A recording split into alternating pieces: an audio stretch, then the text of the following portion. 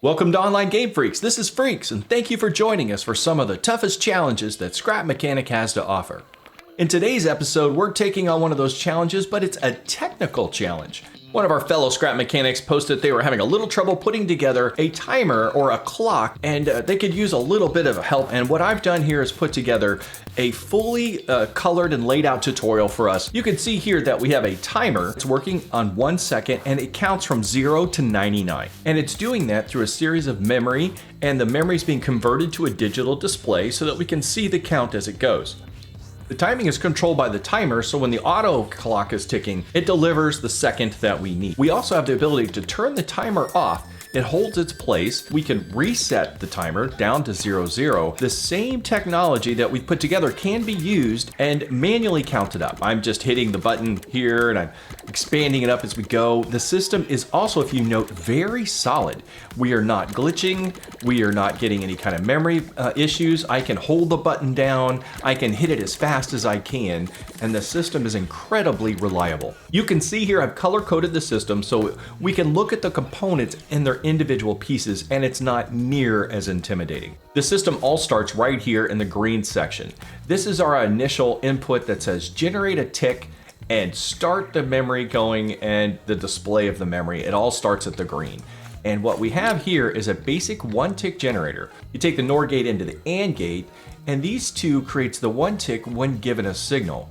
In this case, I have a few things that I want to generate a signal, so I put an OR gate in front of it. This allows me to generate it manually with the button or automatically through the timing sequence that I have here. The timing sequence is really just a loop. If you take an AND, a NOR, and a timer, and the timer, of course, you can set it. In this case, I have it set to a half a second because what it does is it completes the loop twice, and that's what generates the signal to turn on the one blip and send it through the memory. Similar to this OR gate, which allows me to send a signal through, I have another OR gate here, which allows me to use either switch. So I have an option of using buttons or switches, and I have a couple of OR gates that allow me to have multiple switches and buttons. Pretty simple. You can always put those right behind your buttons to allow you multiple inputs. And it allows me, as you can see, the screens are kind of big, so I can move from one place to the other and have a button to do for testing. We'll look at the logic gates, and you can see here, this is an XOR memory bit, and we have those all the way across. The purple generates the memory, and that's what's actually getting the blips to them. And the one blip has to send the signal to each XOR gate independently. For reliability, you're really gonna want one of these 1-bit generators, so let me show you that basic principle real quick. And it's just a couple of gates. This is really the most efficient I have found. And I'll build my memory here just so you can see how it affects it. And an XOR memory, all three, and you loop them together. It'd be great if these were just one block, and that's probably a mod somewhere.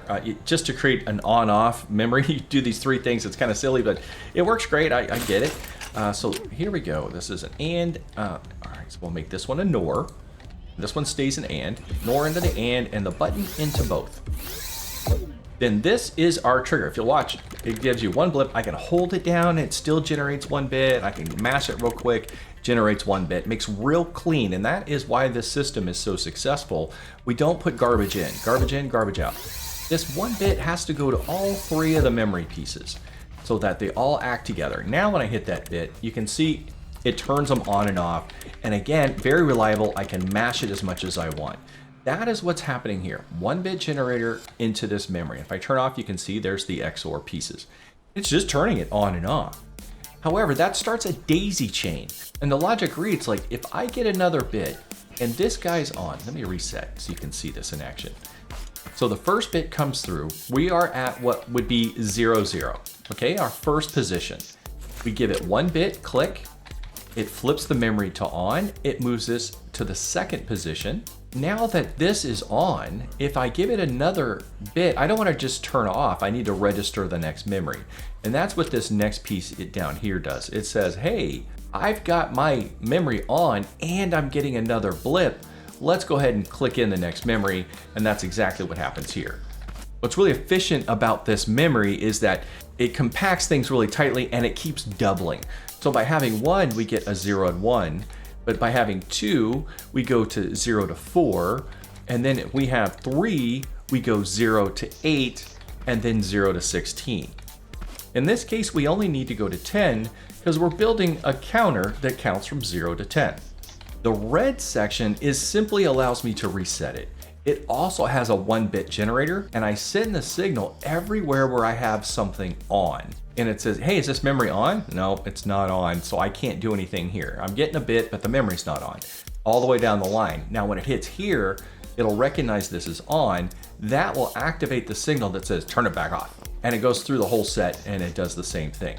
Now you'll notice this side's a little tighter. It's just because I squished up the memory a little bit to make a little more use of the space. This could be further condensed, but it becomes kind of a wiring mess trying to figure out what goes where.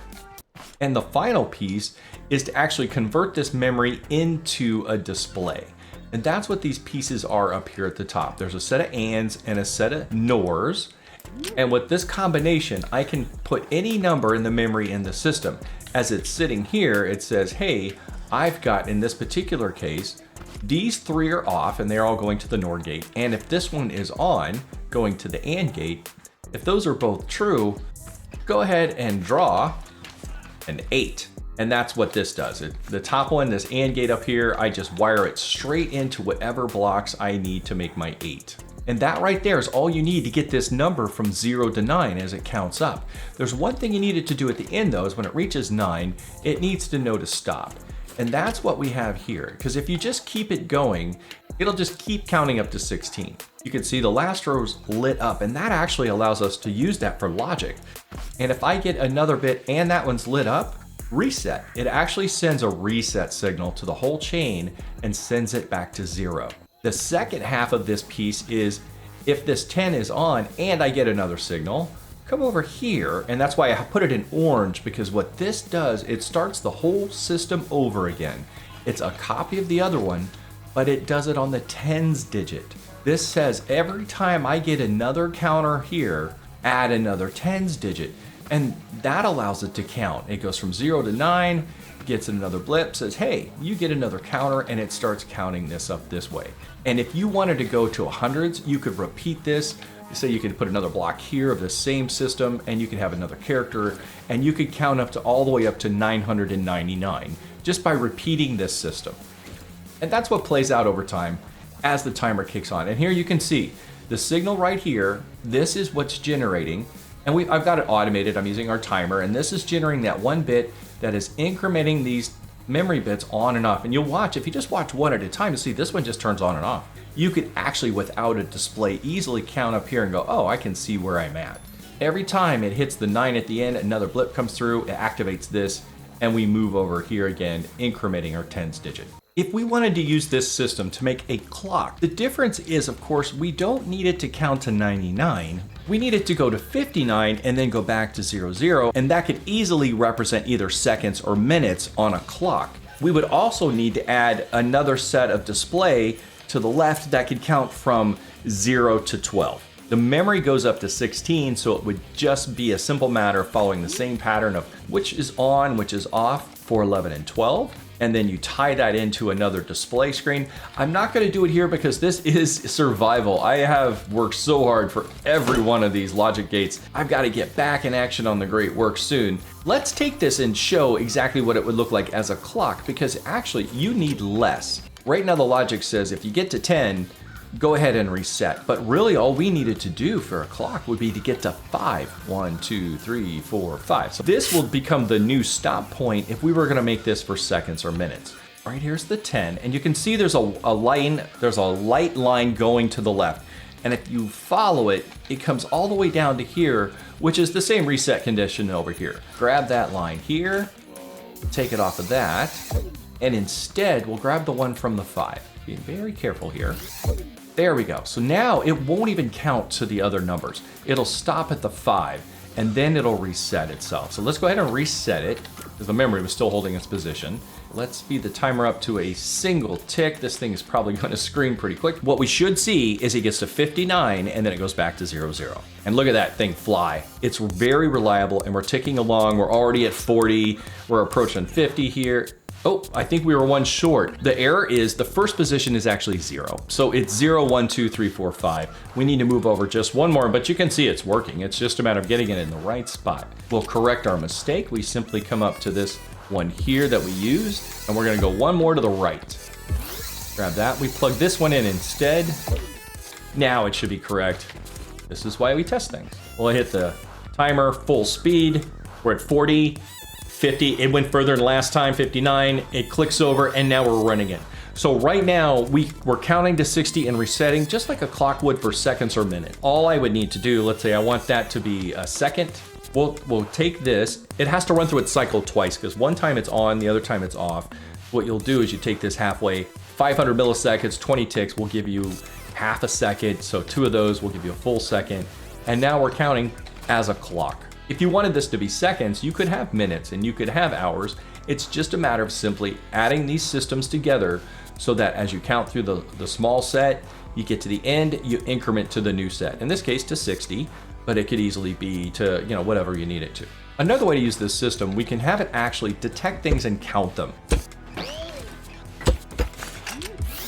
Put the switch on the controller to the bearing, and the controller is just gonna spin.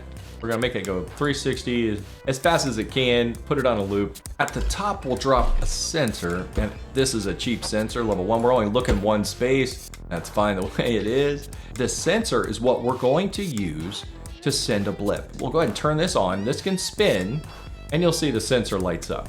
Put the sensor into this OR gate that's right here that we're using for all the other stuff that is a condition of what might make the generator go. It can be the switch, it can be the automated timer, and now it can also be the sensor. You can see we're reset, we're at 0, 0, and 4 is the controller that turns the arm. And now it's the arm that's actually sending the signal into it. And this is actually pretty cool because if you set it right, I don't know the timing on it, we might have to adjust the controller. You can make this go around at a second if you like, or even a minute. You'll have this nice combination analog and digital clock setup. You want to count shots on targets. You could definitely use a bunch of these sensors with OR gates. 2 systems could be set up where you have one that counts things that you hit, and the other system could be the timer counter. And when the timer counter runs down or up, then it turns off the game, and then you have a final score. This system is really cool. The only part about this that's any challenge at all is it's survival world, and you've got to get all the parts. The adventure out there swimming, I think my toes are pruned up from all the clam diving. Hopefully this gives you ideas of various ways you can use the same system yourself. I do have other breakdowns in some of my earlier videos that go into more detail on some of these concepts, so if you need a little more info, you're encouraged to look there. I can't thank you enough for liking and subscribing. It goes a long way to help the channel. And I can't wait to see you next time in game.